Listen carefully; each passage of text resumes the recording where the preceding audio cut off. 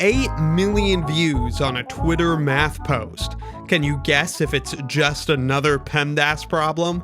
It's not PEMDAS. Oh yeah, this is from the more exotic line of bad wording problems. We see these come up in actual math worksheets that are handed out to innocent school children, but there it's usually just carelessness, not deliberate. The deliberately poor wording of this problem earned it some pretty shocking replies. So let's take a look at the problem, some of the amusing replies, discuss how the writing of this problem is an insult to hundreds of years of math's development, and the scariest thing, that if it were written properly, it might not even matter. There are 2 wolves inside of you, right? One of the wolves sees this problem and does it like this. 500 divided in half, so that's 250, plus 50 is 300. The poster contends that this wolf is wrong, but I contend that's a big fat load. Of course, the other wolf sees this problem and does it like this.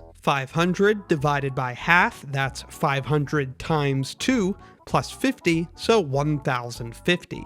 I will go into more depth about this fat load, but this X user sums up the gist well enough, so I'm sure he's a good representative as a polite and respectful advocate of nuanced truth. Scott explains it's 300. Divided by half is not a formal mathematical expression, and would be commonly understood to mean divided in half, as in divided by 2. If you meant 500 divided by 0.5, then you should have used clear notation instead of trying to disguise poor communication as cleverness. Did you not learn math? Yes, I did. I was just explaining how it works to you. I also learned how to spot ignorant wits. One dead giveaway. They can't recognize ambiguity. Their mental models are too low resolution to include this might be interpreted in different ways, so whichever way they jump to is obviously right, and no amount of evidence that most people interpret it the opposite way will break through their thick skulls. In this case, it can be easily observed which way most people interpret it. And so an intelligent person, not you, would avoid that phrasing if they didn't want to interpret it that way.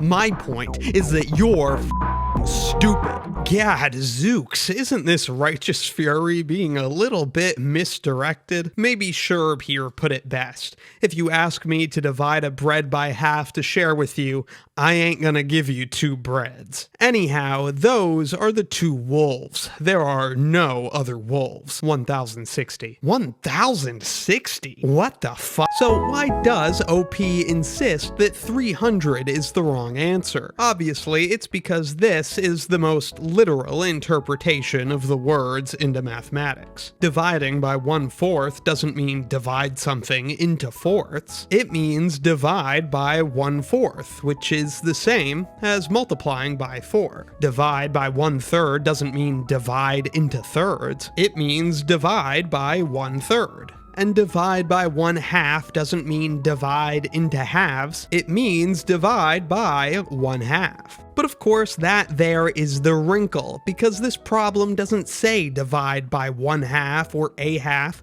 or anything else that would make it a perfectly clear exercise. It says divide by half. And this is why I think 300 is absolutely a correct answer, and so is 1050. The problem is not well specified as written. If whoever poses this problem wants to hit me with, actually divided by half means divide by 1/2, so 300 is technically incorrect, then I'd like to argue many more fine points with this hypothetical wedgie needler. Dividing is an action, and actions can be done via methods. One could integrate using the method of U substitution. Or what I used to tell my students, once you get the hang of it, you can just use the old look and know method. How are we supposed to integrate this one? You just look and you know. You don't really need to be doing all that. And how do we divide things? We could divide something into thirds.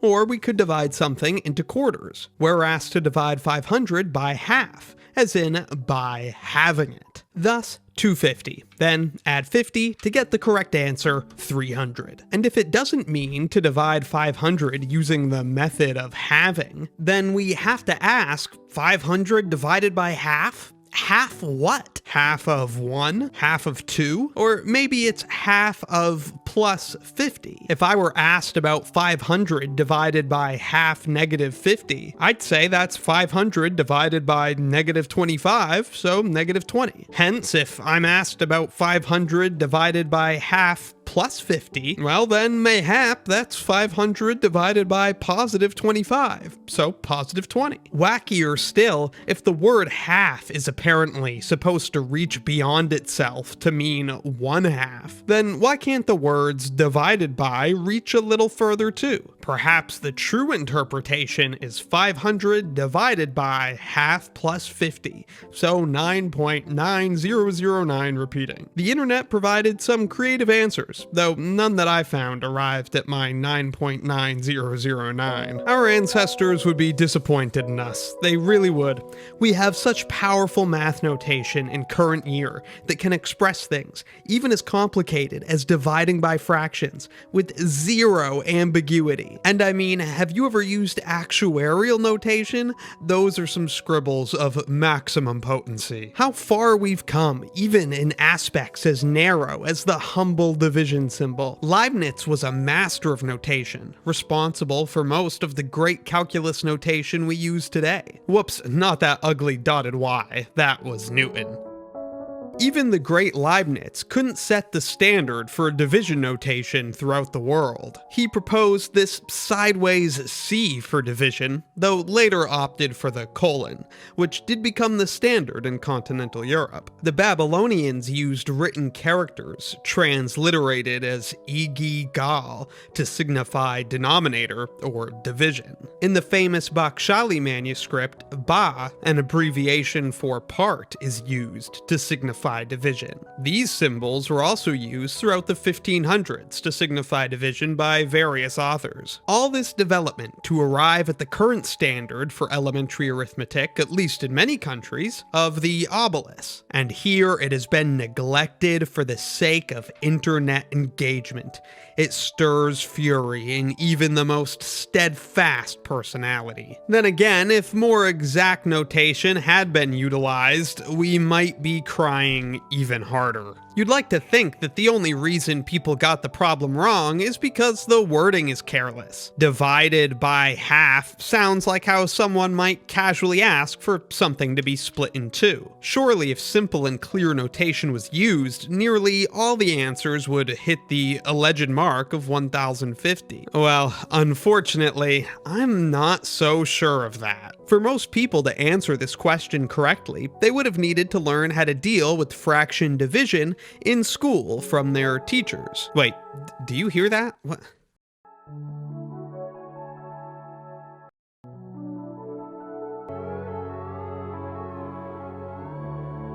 Oh god, I'm ancient. At least in the US, learning fraction division from your teachers is no sure thing. I started reading various chapters from this horror book last year, and in it, Leiping Ma describes some of the differences she found between a group of 23 above-average US elementary math teachers and a more varied sample of 72 Chinese elementary math teachers. And one of the most interesting or frightening things in this book is an entire chapter discussing 1 3/4 divided by half. Now, if you dare, guess what happened when the US teachers were asked to solve this problem. 21 of the teachers attempted the computation, and only 9 arrived at the correct answer. That's 43% from a sample group that should be at or near 100. We're talking about people who are experienced in or about to begin careers involving the teaching of basic mathematics. This is an interesting bar graph showing the US teachers' views of their own capacities,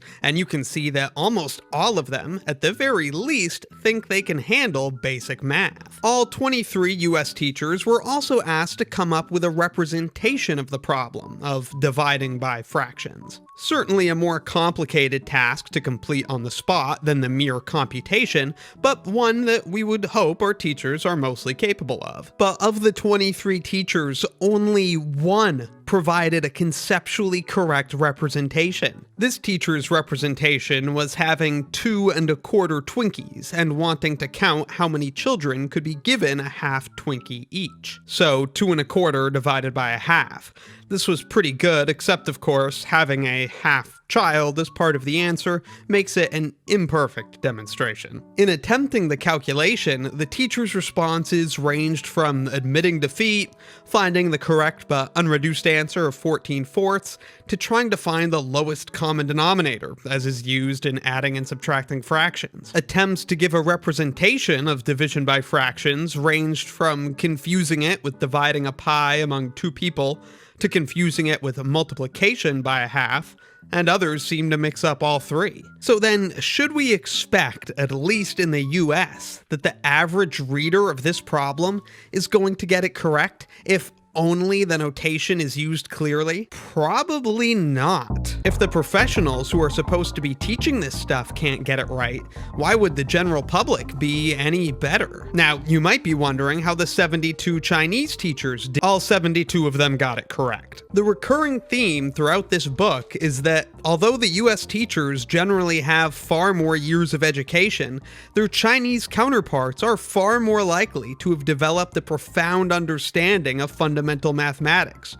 They know less, but they know more deeply. And this makes a huge difference for their students. Not only did the Chinese teachers complete the calculation correctly using the standard algorithm, they also proposed other approaches during the interview. Some mentioned that you might find it easier to solve this example if it's converted to decimals. Some showed how the distributive property could be applied to break the problem down into smaller pieces.